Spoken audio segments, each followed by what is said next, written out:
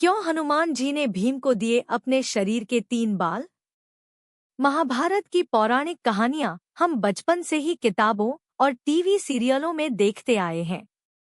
लेकिन कुछ कथाएं ऐसी भी हैं जिन्हें आपने ना कभी पढ़ा होगा और ना ही सुना होगा।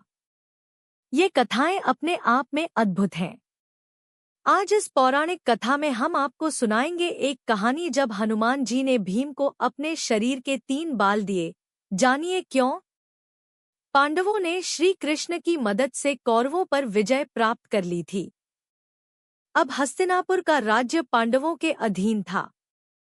धर्मराज युधिष्ठिर राजा बने थे। न्याय और धर्म की प्रतिमूर्ति महाराज युधिष्ठिर के राज्य में सब कुशल मंगल था। समस्त हस्तिनापुर आनंदमय जीवन व्यतीत कर रहा था। कहीं कोई किसी प्रकार का दुख न था। एक दिन नारद मुनि राजा युधिष्ठिर के पास आए और कहा कि महाराज, आप यहाँ वैभवशाली जीवन जी रहे हैं, लेकिन वहाँ स्वर्ग में आपके पिता बड़े ही दुखी हैं। युधिष्ठिर ने नारद मुनि से पिता के दुखी होने का कारण पूछा तो उन्होंने बताया कि पांडु का सपना था कि वो राज्य में एक राजसूय यज्ञ कराएं, लेकिन वो अपने जीवन काल में नहीं करा पाए, बस इसी बात से दुखी हैं। तब युधिष्ठिर ने अपने पिता की शांति के लिए राजसूय यज्ञ करने का फैसला लिया। इस यज्ञ में वो ऋषि पुरुष मृगा को बुलाना चाहते थे। ऋषि पुरुष मृगा भगवान शिव के परम भक्त थे। उनका ऊपर का हिस्सा पुरुष का था और नीचे का हिस्सा मृगा हिरण का, इसलिए उनका नाम पुरुष मृगा था। युधिष्ठिर ने अपने छोटे भाई भीम को आज्ञा दी कि वह ऋषि पुरुष मृगा को ढूंढ कर लाएं ताकि यज्ञ संपन्न हो सके। भीम भाई की आज्ञा पाकर ऋषि पुरुष मृगा को ढूंढने चल दिए। एक जंगल से गुजरते हुए भीम को पवन पुत्र हनुमान दिखाई दिए। चूंकि भीम भी पवन वायु के पुत्र थे तो इस नाते हनुमान और भीम दोनों भाई हुए।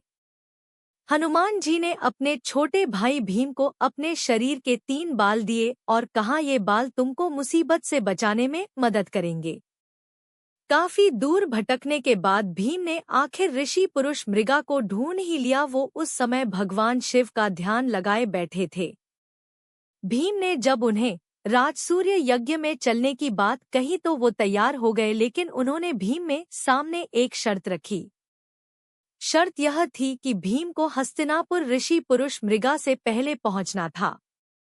अगर पुरुष मृगा भीम से पहले हस्तिनापुर पहुंच गए तो वे भीम को खा जाएंगे।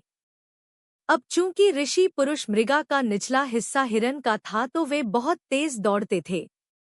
भीम ने साहस करके उनकी यह शर्त स्वीकार कर ली। भीम ने तुरंत तेजी से हस्तिनापुर की ओर दौड़ना शुरू कर दिया। भीम ने अचानक पीछे मुड़कर देखा तो पाया ऋषि पुरुष मृगा उनके बिल्कुल नजदीक आ चुके हैं। घबराए हुए भीम को अचानक हनुमान जी द्वारा दिए हुए 3 बालों की याद आई। भीम ने एक बाल जमीन पर फेंक दिया। तुरंत उस बाल की शक्ति से बहुत सारे शिवलिंग जमीन पर उत्पन्न हो गए। ऋषि पुरुष मृगा भगवान शिव के भक्त थे, इसलिए अब वो हर शिवलिंग को पूजते हुए आगे बढ़ रहे थे, जिससे उनकी चाल धीमी पड़ गई। अब थोड़ी देर बाद भीम ने फिर दूसरा बाल फेंका तो फिर से बहुत सारे शिवलिंग उत्पन्न हो गए। इसी तरह भीम ने ऋषि पुरुष मृगा को पीछे रखने के लिए एक एक कर 3 बाल फेंक दिए, लेकिन जैसे ही भीम महल में घुसने ही वाले थे तभी पुरुष मृगा ने उनके पांव पीछे से खींच लिए और भीम के पांव महल से बाहर ही रह गए। अब पुरुष मृगा भीम को खाने के लिए जैसे ही आगे बढ़े तुरंत वहां राजा युधिष्ठिर और भगवान कृष्ण आ गए। तब ऋषि पुरुष मृगा ने युधिष्ठिर ने कहा कि अब आप ही न्याय करें। राजा युधिष्ठिर ने अपना फैसला सुनाया कि भीम के पांव ही महल से बाहर रहे थे, इसलिए आप भीम के सिर्फ पैर खा सकते हैं।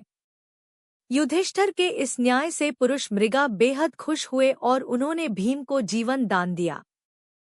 फिर मंगलपूर्वक राजसूय यज्ञ संपन्न हुआ और ऋषि पुरुष मृगा सबको आशीर्वाद देकर फिर से अपने रास्ते पर निकल पड़े।